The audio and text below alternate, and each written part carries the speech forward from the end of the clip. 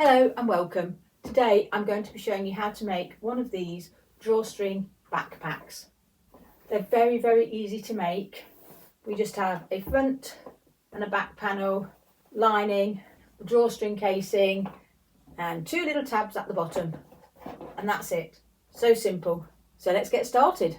Cut two pieces of fabric 17 inches wide and 18 inches long. These are the front and back panels of your bag.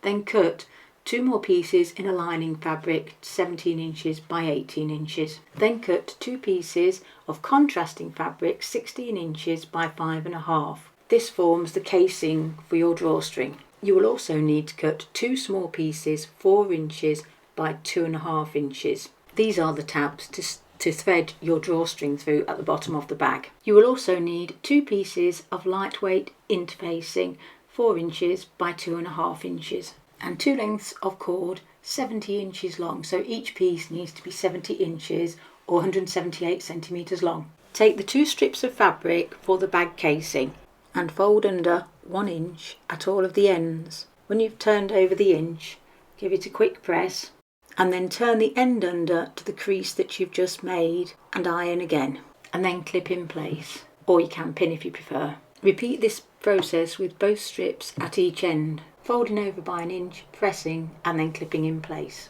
Then top stitch as close to the edge of the fold as you can, possibly about 1/8 of an inch away from the edge. Back tacking at the start and the finish. Repeat at each end of the strips on both of the strips. Our next job is to attach the drawstring casings to our front and back panels. If, like me, you have a directional pattern, make sure that it's going in the right direction on both of your panels. Then fold your first panel in half to find the centre. Put a crease mark on the centre and then put a pin in it. Next, take one of the drawstring casings and fold that in half to find the centre. Do the same, put a crease in it and then fold it in half lengthways and match its centre with the bag panel's centre. When you've got the centres together, pin in place. Continue to pin them together all the way along the top edge, and you should have about 1 inch to spare at each side. That's right. And then repeat this process on the other side of the bag. Sew across the top edge, taking 3/8 of an inch seam allowance, back tacking at the start and the finish, and remove any pins as you go along. Do the same for both sides of the bag. Next, take the two small pieces of fabric and we're going to attach the interfacing to these. The interfacing is optional, but I think it gives a little bit of extra strength to the tabs. So follow the manufacturer's instructions and iron on the interfacing. Next, fold the strips in half lengthways and iron, and then fold each of the sides to the centre mark and iron, and then fold in half again and iron one more time, and then clip in place, and do exactly the same with the other piece. Top stitch down each side of the tab, taking 1/8 of an inch seam allowance. When you finish the first side, stop, turn around and sew back down the other side, again taking 1/8 of an inch seam allowance. Then repeat with the second tab. The next step is to attach the two tabs to the bottom of the bag. Measure 1.5 inches or 4 centimetres from the bottom of the bag and put a mark, and then place the tab just above the mark, remembering you must fold the tab in half and face it towards the inside of the bag and then clip in place. So the raw edges should be on the outside of the bag and the folded edge should be on the inside of the bag. I've actually cut mine a little bit too long. If you cut your tabs to 4 inches rather than 5 inches, they'll fit just right. Do exactly the same on the other side of the bag and then clip or pin that tab in place. Now just sew the tabs in place, taking a 3/8 of an inch seam allowance. I sew backwards and forwards a couple of times to make sure they're nice and secure. Do the same for both of your tabs. Next, pin or clip your bag panels together with right sides facing. I'm using clips, but you can use pins. Pin down both sides and the bottom edge, but leave the top edge open. This will be the bag's opening, and it's the side where you have the casing attached, so leave that unpinned or unclipped. Now sew around the bag, taking a 1/2 inch seam allowance, back tacking at the start and starting in the top right hand corner, removing the clips or pins as we go.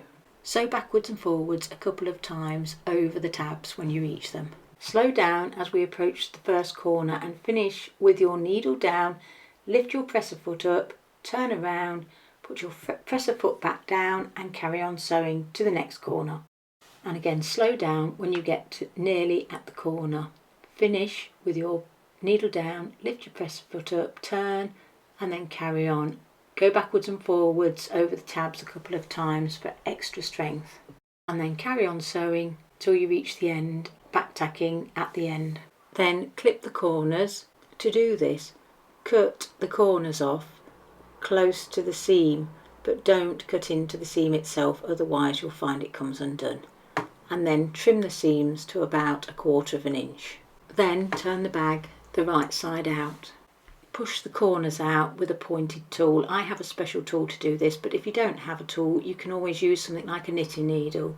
And that's all we're going to do to the bag for the time being. We're going to work on the lining now. So set the bag aside and we'll come back to it later.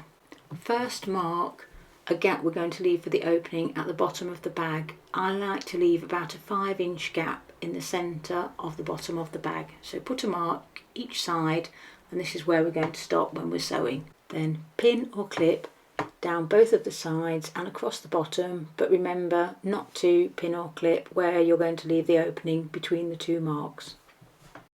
Now sew down the first side, taking 1/2 inch seam allowance, back tacking at the start and removing any clips or pins as you go along.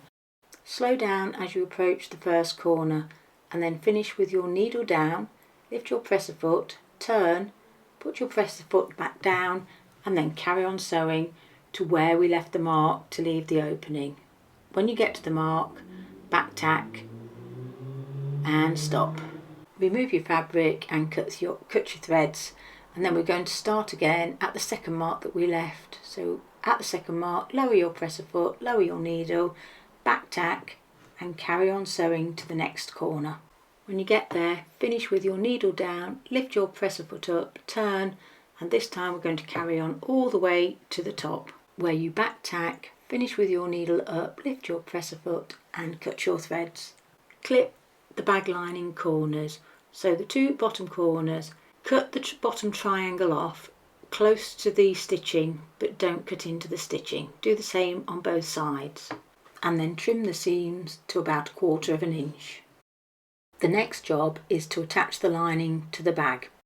So with the lining the wrong side out and the bag the right side out, we're going to place our bag inside the lining.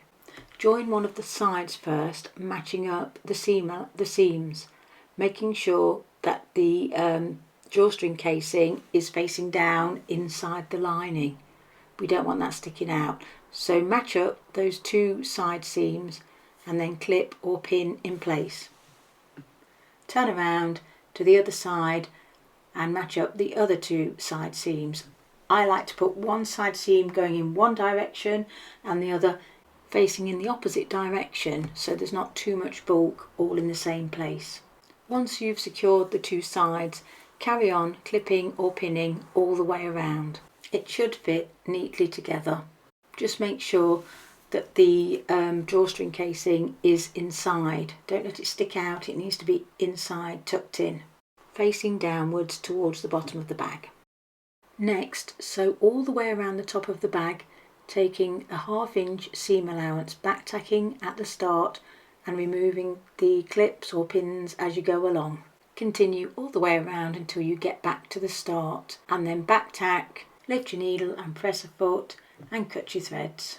Then trim your seam to 1/4 inch. Then turn your bag the right side out through the hole we left in the lining. Push out the corners with a special tool or a knitting needle. Then press under the edges of the opening. So press under the seam allowance of the opening where you turn the bag the right way out. And then give a good press to the whole of the bag, making sure that all the side seams are well pressed and the casing area is well pressed too. And put some clips or pins on the opening in the lining ready for sewing. We'll sew it later. Now we need to thread the cord or whatever you're going to use for the strap through the casing at the top of the bag. So put a safety pin through the cord and then thread through one side of the casing. Go all the way along and come out at the other side, and then turn around and come back down the other side. Now pull the cord through, making sure that you have two lengths, one coming from each side, long enough to go down to the little tab at the bottom, thread through the tab, and then we're going to tie a knot. That's the first side done. Now we just need to repeat the process on the other side. Thread all the way around until you come back to where you started, and then make sure you've got a long enough length to go down through the tab at the bottom and tie a knot in it. And that's our bag finished. And the final job is to sew up the opening that we left in the lining. I'm going to slip stitch it, but you could also just sew it on your sewing machine. It's entirely up to you.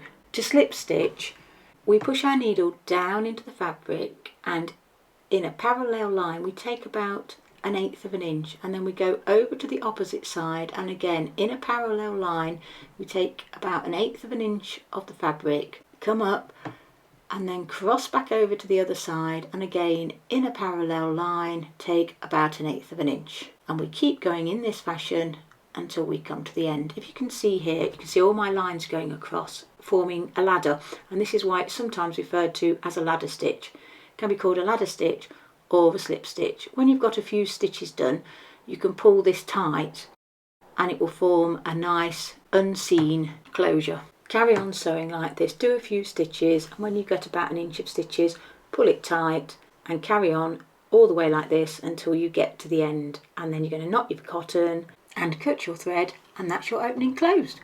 Thank you very much for watching this video. I think you'll agree that one of these bags is very, very easy to make, a great first project and ideal for any beginner to make, and you get a lovely bag at the end of it that you can use. It's quite a useful little bag. I hope you've enjoyed the video. If you have, could you please like and subscribe? Thank you. See you next time. Bye.